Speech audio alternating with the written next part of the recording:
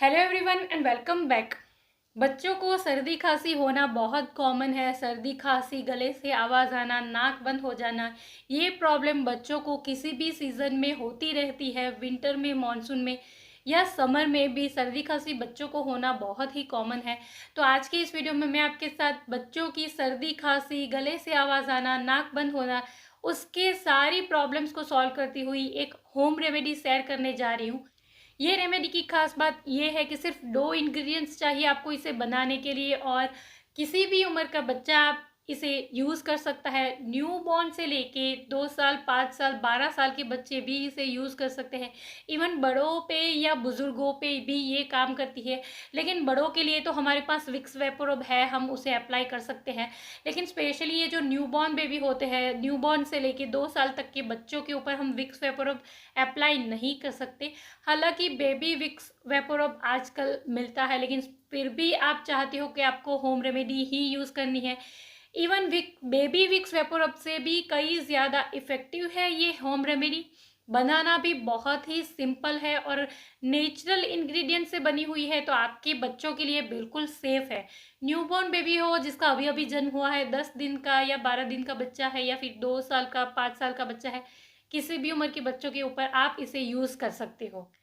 And किसी भी season में यूज़ कर सकते हो, चाहे आपके बच्चे को विंटर में सर्दी खांसी हुई है या फिर समर में, मानसून में, किसी भी उम्र में सर्दी खांसी हुई है, तो आप इसे बेफिक्र यूज़ कर सकते हो बच्चों के ऊपर।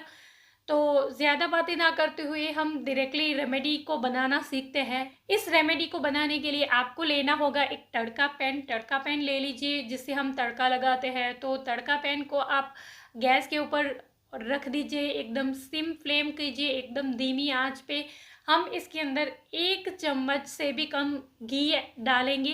घी को थोड़ा गर्म होने दें, उसके बाद में सेंधा नमक आपको इसके अंदर मिक्स करना है। सेंधा नमक जिसे पिंक सॉल्ट भी बोलते हैं, या फिर वो नमक जो हम व्रत के समय खाते हैं, उपवास करते हैं तब खाते हैं, वो नमक ही आपको इसके अंदर डालना है। तो सेंधा नमक 1 चुटकी या फिर आधी चम्मच से भी कम हम इसके अंदर डालेंगे और 1 मिनट तक आप इसे चलाते रहे।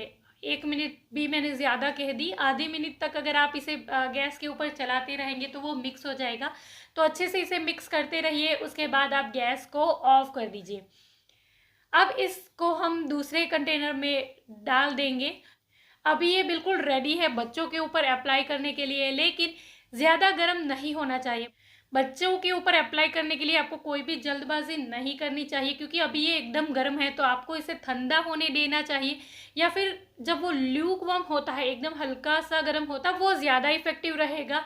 तो जब वो ल्यूक वार्म हो जाए या फिर थोड़ा ठंडा हो जाए, उसके बाद आप अपने बच्चों के ऊपर चेस्ट पे, बैक पे लगा दीजिए, पैरों के तलबों के ऊपर लगा दीजिए, हाथों की हथेलियों के ऊपर लगा दीजिए और उसके बाद बच्चे को अच्छे से सुला दीजिए, उसको अच्छे से कवर कर दीजिए। तो ये रेमेडी आपको रात को सोते समय या फिर बच्चा सो जाए उसके बाद ही अप्लाई करनी चाहिए।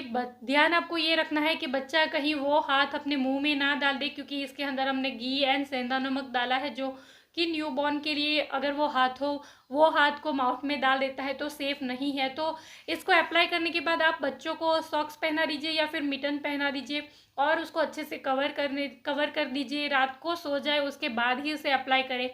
एंड बच्चों की ये सारी प्रॉब्लम, सर्दी खांसी, गले से आवाज़ आना, नाक बंद हो जाना, सारी प्रॉब्लम सॉल्व हो जाएगी। बिल्कुल ट्राई एंड टेस्टेड रेमेडी है, बिल्कुल सेफ है।